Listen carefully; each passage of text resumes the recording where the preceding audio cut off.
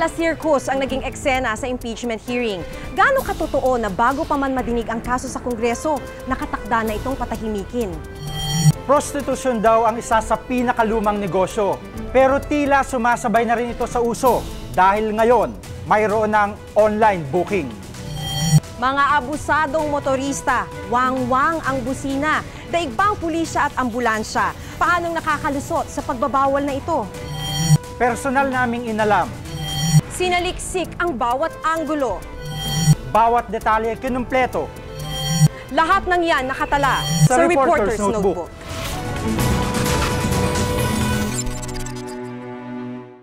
Ang range ko kasi is 3K for one shot, 4K for 2 hours, then 5K for 3 hours, then 10K for overnight, and whole day is 15K. Tila may bagong mukha ang prostitusyon. Kung dati sa kasa at kalsada lang ang usapan, ngayon high-tech na dahil maaaring umarkila ng babae sa pamamagitan ng online booking.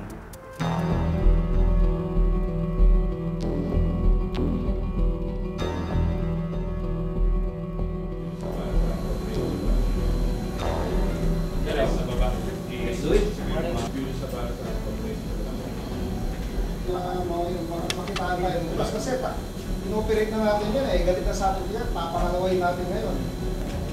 In-expect na by 10 o'clock, babalik natin yung babae. Okay? Okay.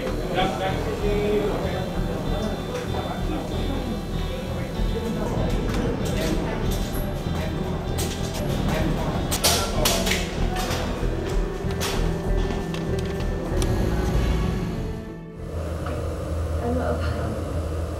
Nag-i-expect na.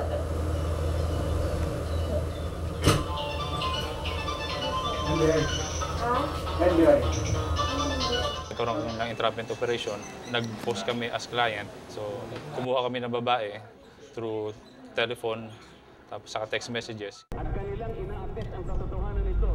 Nakakuha na ng search warrant yung NBI at ngayon bumabiyahe na kami papunta doon sa operator nung malalaswang website dito sa Pilipinas. Dati nang naaresto itong operator na ito pero ang problema dahil bailable yung kanyang kaso, nakapagpiyansa lamang at nakalaya ulit.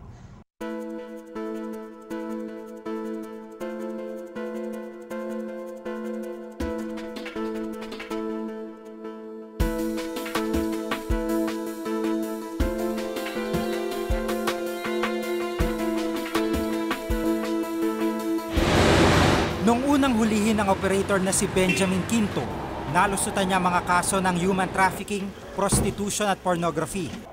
Ngayon, parehong kaso rin ang isasampa sa kanya. Bagay na muli niyang itinanggi. Whatever they are accusing me, I categorically deny it. I'm not involved in any prostitution.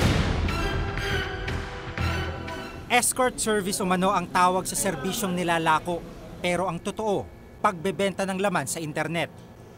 Isa ito sa mga krimen na laganap ngayon. Sa laki ng perang kinikita rito, marami ang naiengganyo. Bago isagawa ang operasyon ng NBI, nakilala namin si Andy, 18 taong gulang na estudyanteng nagbibigay ng escort service sa pamamagitan ng internet. Malapit na tayo dun sa lugar kung saan kakatagpuin natin ang isang 18 anyos na estudyante na sinasabi niya na bahagi siya ng grupo ng mga kababaihan na ibinubook online ng mga customer kapalit na mahigit 3,000 pisong kabayaran. Nandito na tayo ngayon sa lugar kung saan kakatagpuin nga natin itong nabanggit na estudyante at alas 10 ng umagang usapan, ngayon lamang nag-text siya at sabi niya maghintay na lamang daw dito sa labas.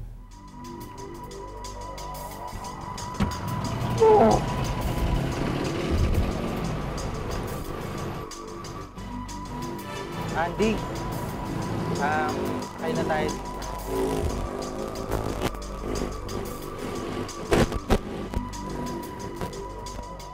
Paano ka nakapasok dito? Through internet browsing na rin, tsaka pag through a friend. I mean, siya yung nagbigay sa akin ng site, then later on, natuto na akong maghanap ng site para sa sarili ko. It was a product kasi of a broken family. Gusto kong patunayan sa mom and dad ko na even though they left me nung bata pa ako, na this kid na iniwan nila is nag-survive by her own. Mismong customer nang lumalapit at kumukontak sa kanya dahil nakapost ang kanyang litrato at telepono sa internet. Ang range ko kasi is 3K for one shot, 4K for 2 hours, then 5K for 3 hours, then 10K for overnight, and whole day is 15K. Bakit online yung pinili mo sa halip na magtrabaho sa mga bar, sa mga club? Bakit online? Online, sobrang napakadali. I mean, hindi mo kailangang pumasok sa bar, hindi mo kailangang maglalandiin yung mga customers sa bar. Walang evidence. I mean, you can deny anytime na may magtanong sa'yo. Ang kanyang kita, ginagamit niya sa kanyang pag-aaral at araw-araw na pangangailangan. Before nga parang nagloloko lang ako, 20K gumagano ako. Sabi, sige, I'll take you, ganyan. So parang na-flatter ako na, wow, ganito pala ako kamahal.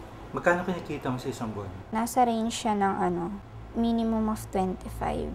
Ang hirap mag-budget kasi medyo may pagkaano din. Kaya ganun, high class. Kumpara sa ibang escort, walang ginagamit na bugaw si Andy. Dahil sa dali ng kalakaran ng laman sa internet, sariling diskarte ang kanyang ginagawa. Mas malaki pa yung kinikita ng handler kesa dun sa alaga. Yung nakukuha nila is, kumbaga, kalahati lang. Parang it's almost 60% pa napupunta sa handlers. Simpleng chatting ang daan sa aktual na bentahan ng laman sa internet. Ayon sa CIDG, kawalan ng batas ang pangunahing dahilan kung bakit hindi masugpo ang ganitong kalakaran.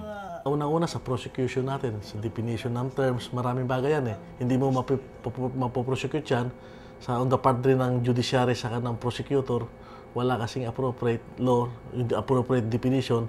Kaya alam mo, pag may mga gray area na ganyan, nagiging ground ito for dismissal ng kaso. Hanggang ngayon, wala pang batas sa Pilipinas na magbabawal o magpaparusa sa mga nagpapatakbo ng cybersex dens.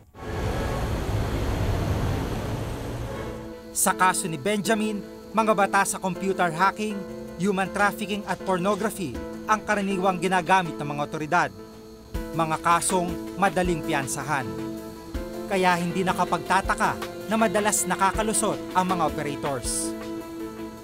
Halimbawa, nag-raid kami, NBI, Rage, Cybersex, pero i-charge mo sila for violation of Revised Penal Code do sa under Article 201, which states immoral doctrines. Doon naman sa 7610, it says child abuse. So meaning, kaya child abuse yun kung minor, yung mga performer. Ngayon, kung sinasabi naman natin yung trafficking of women, these women, yung bang, kinuha sila, pinilit sila magtrabaho na ayaw naman nila.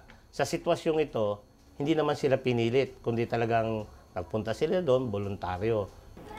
Dahil walang angkop na batas laban sa mga nahuhuling operators nito, nauuwi sa wala ang kampanya ng mga otoridad. Sa 25 operasyon ng NBI laban sa cybercrime mula 2004 hanggang 2005, kalahati ang nakasuhan pero wala pa ni isa ang naparusahan. Taong 2000 ng unang inihain ng bill laban sa cybercrime, kabilang dito ang internet prostitution. Makalipas ang 5 taon, tila wala pa ring nangyayari. Since there are many competing bills that will have to be acted on by us as Congress, we are not sure how fast it can move. Mukhang hindi makahabol ang mga otoridad sa bilis ng pagbabagong anyo ng krimen sa bansa. Sa halip nagmimistulang inutil pa mga operasyong nauuwi rin naman sa wala. Ako si Gigo Manikad at itong nakatala sa aking Reporter's Notebook. The debate has been terminated. Mr. Chair. Now we'll go to Mr. Chair. its division. Point of order, Mr. We Chair. call Mr. Chair. Mr. Chair. Mr. Chair. Mr. Chair.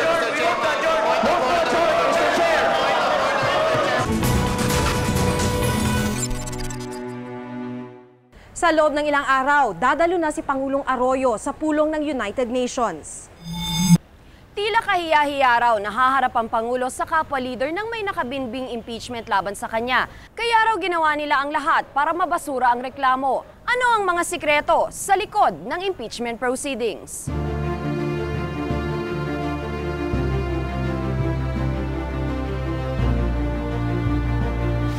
After the call to order by the plenary, and the plenary will suspend the session. Mr. Speaker, we have to explain to the people that it is not the way this Congress must handle itself. Mr. Speaker, this is too much. It can no longer be considered as an amended complaint. Usapin po ito ng interes ng mamamayan. The fact that debate has been terminated, Mr. the Chair. House now will go to Mr. Chair. Its division. Point of order, Mr. We Chair. call- Mr. Chair. Mr. Chair. Mr. Chair. Mr. Chairman, point of order. Move to adjourn. Move We to call adjourn, now Mr. Chair. the division of the House. Move to adjourn, Mr. Chair. Move to adjourn, Mr. Chair. Move to adjourn, Mr. Chair. Move to adjourn, Mr. Chair. Move to adjourn. Ang mga eksenang ito ay ilan lang sa mga natunghayan sa impeachment hearing ng House Committee on Justice noong nakaraang linggo. Pero paano nga ba humantong sa ganito ang lahat?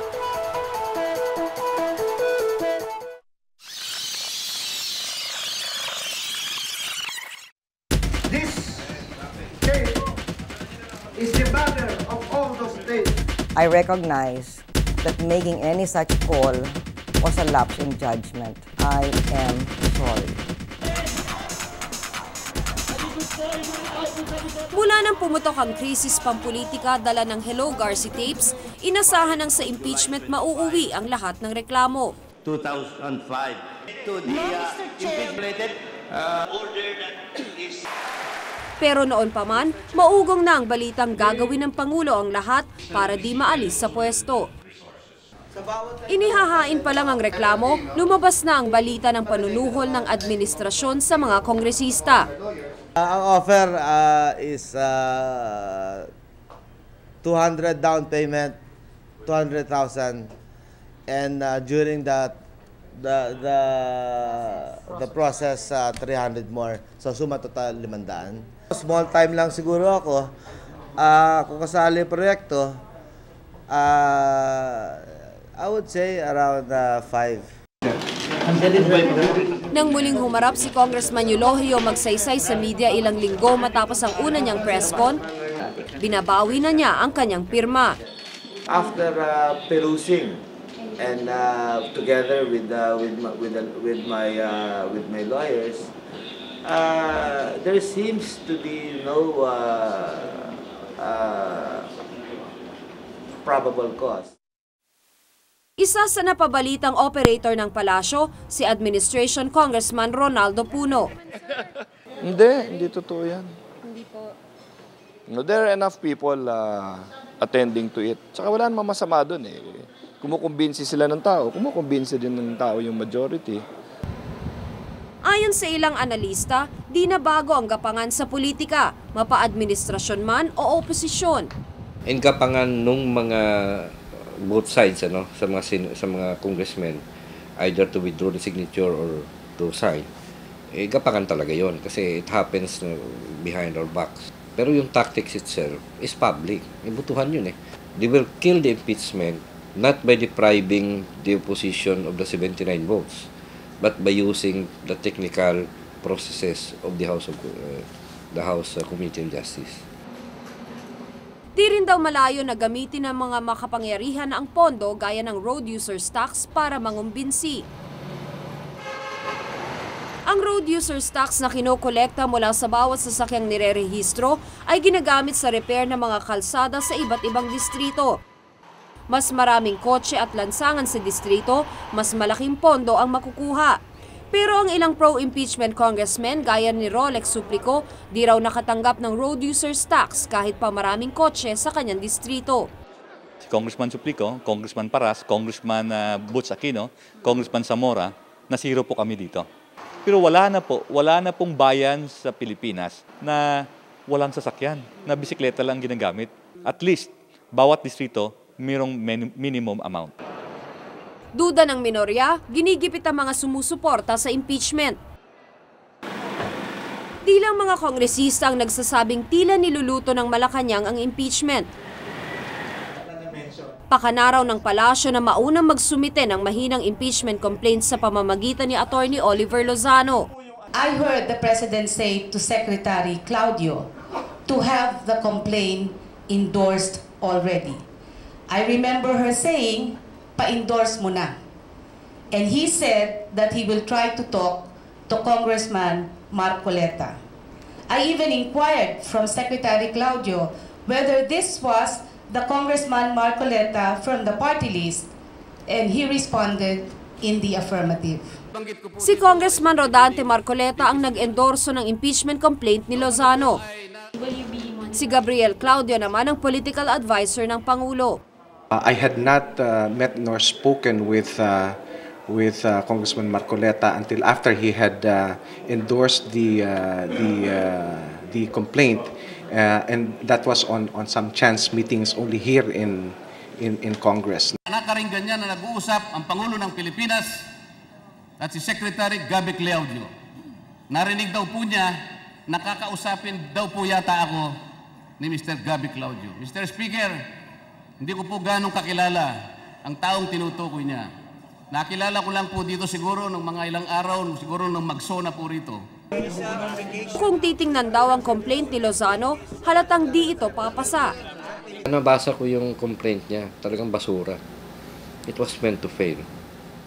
Walang abogado na worth his salt na susulat ng ganong complaint. Pero may bibring up po pati yung ni Melda.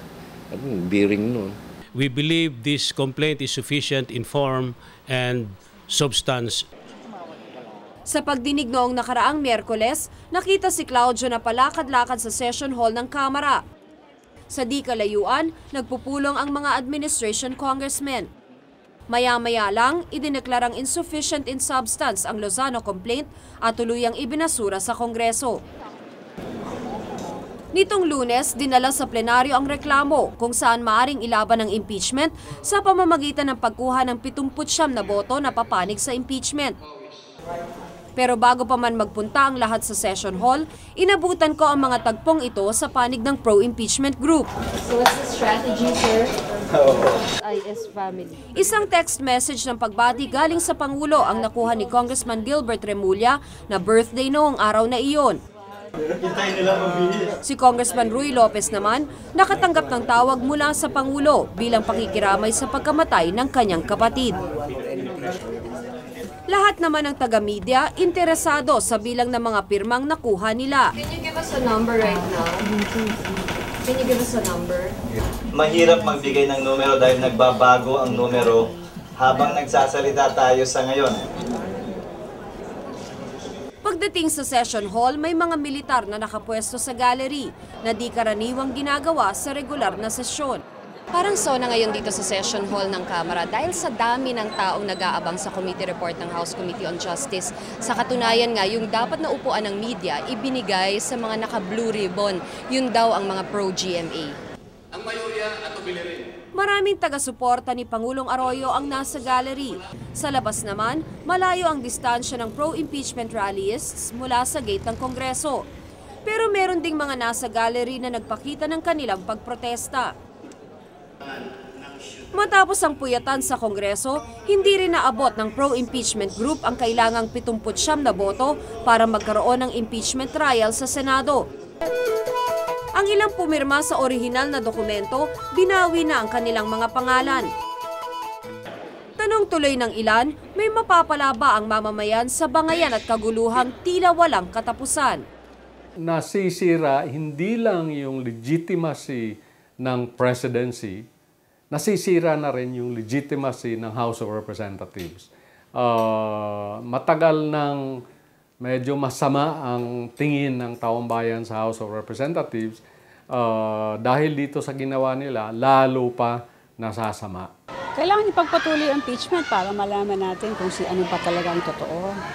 Why not intindihin yung ibang problema ng bansa like utang panlabas kahirapan at kawalan ng trabaho kaysa pinagkakagastos ng mga impeachment proceedings sa tulad nito. Ang mga politiko, kani-kanyang grupo, kani-kanyang kakampi, at bawat isa may estratehiya kung paano maisusulong ang panig ng grupong kanyang kinabibilangan. Malasirkos na nga marahil ang takbo ng politika sa bansa, mapagtutuunan pa kaya ng pansin ang tunay na pangangailangan ng bayan. Ako si Tina Panganiban Perez at ito ang nakatala sa aking Reporter's Notebook.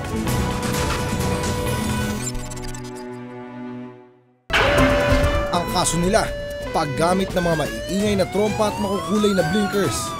Pasensya na po, hindi rin alam ng anak ko. Ito naman po husband ko po si Lieutenant Regala po, sir. Kabaro din po ninyo, sir.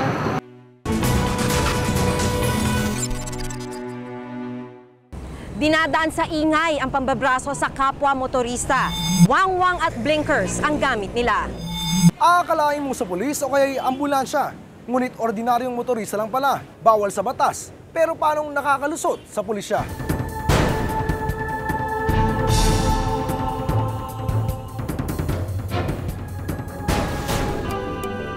Pwede mo bang makita yung authority niya ng paggamit na? Wala sila, nakataka po na. Pwede pong i-park yung muna dito. Medyo stop kami. Gano'n.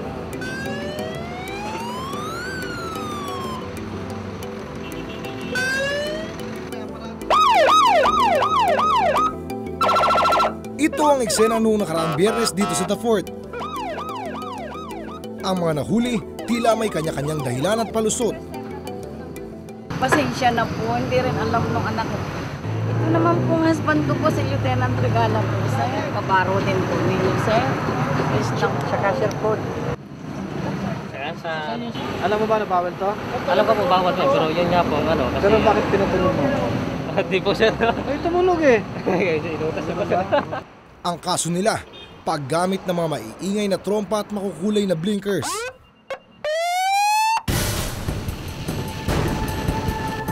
Sa kabila ng mga nagaganap na hulihan, si Bugoy, hindi niya tunay na pangalan, gumagamit pa rin ng wangwang.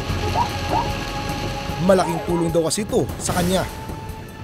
Pag Friday, coding ako. So I live here in Cavite, so it's a long travel, tas traffic pa. Inabutan ako ng traffic ng 8 o'clock sa Macapagal. At alam niyo naman, sa dulo ng Macapagal, sa may Buendia area, marami ng blue boys kung tawagin, yung mga nanguhuli.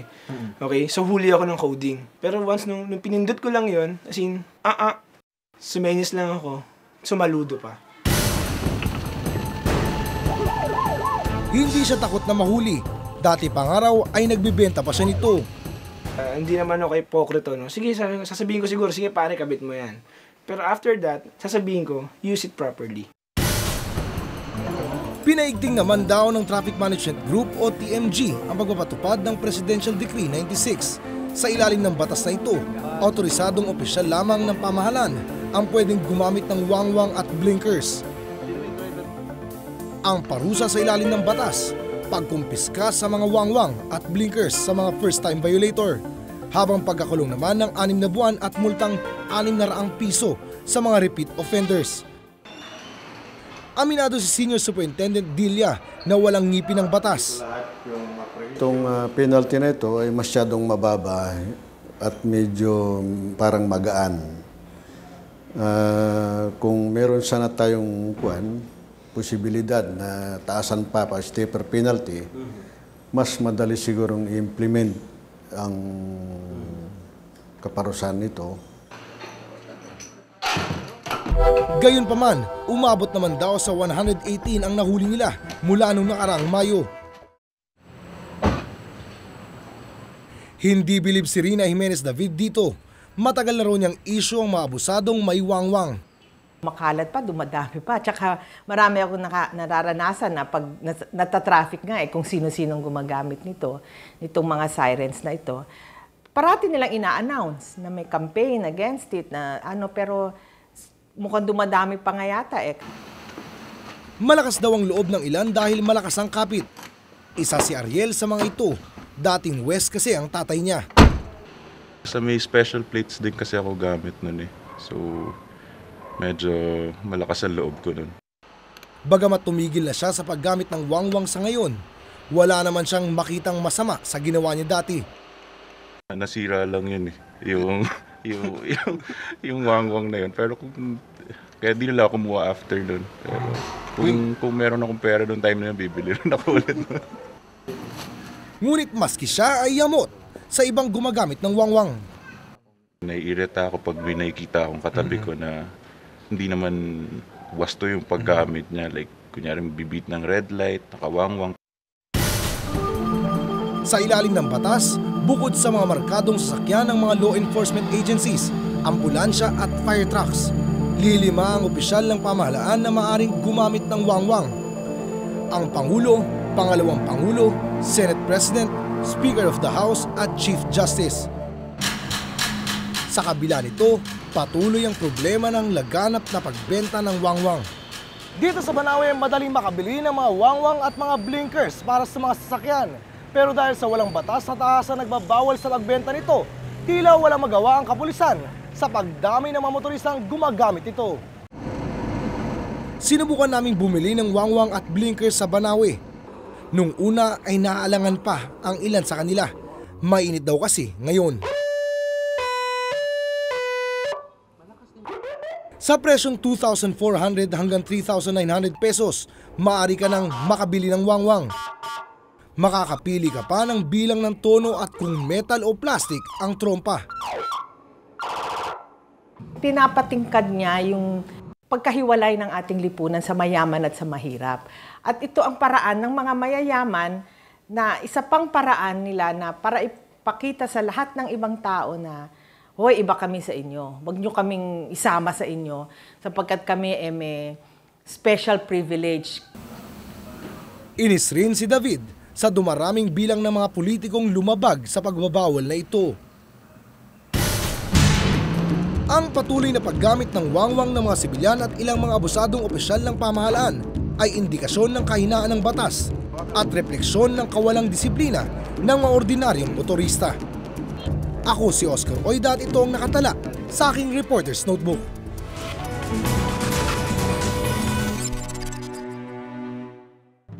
Fiesta na naman sa Kidapawan.